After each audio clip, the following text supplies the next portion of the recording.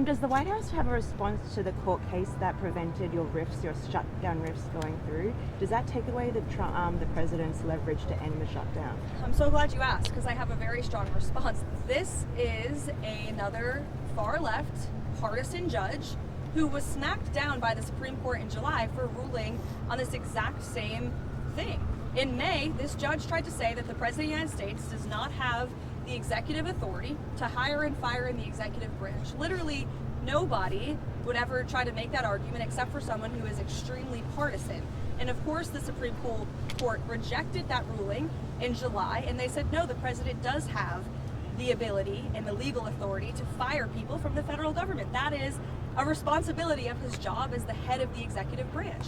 And so you have the same judge going back to the bench and ruling on the basis of politics. We are 100% confident we will win this on the merits of the law, and these layoffs are an unfortunate consequence of the government shutdown. We are now on day 16 of this Democrat shutdown. Democrats just voted again for the 10th time to keep the government closed and to keep the American people hostage. And we're seeing the consequences of it every day. We've had thousands of flights delayed and canceled. Air traffic controllers, TSA agents continue to work without pay. The president tapped into tariff revenue to keep WIC money for women and infants and children going out the door. The president found a creative solution to keep the troops paid. And rather than congratulate the president for doing that, this unprecedented action to get our troops paid, the Democrats want to sue him for it. They're saying that it's illegal.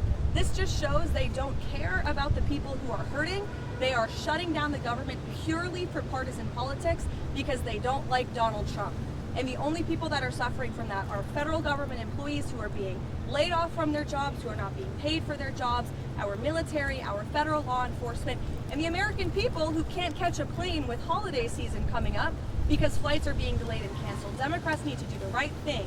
And I don't know if you guys caught the CNN town hall last night with AOC and Bernie Sanders, but I sure did. And it's very clear that they are now the leaders of the Democrat Party. And the Democrats are in complete disarray. And we hope a few moderate Democrats with some common sense will step up to the plate and do the right thing to vote to open the federal government.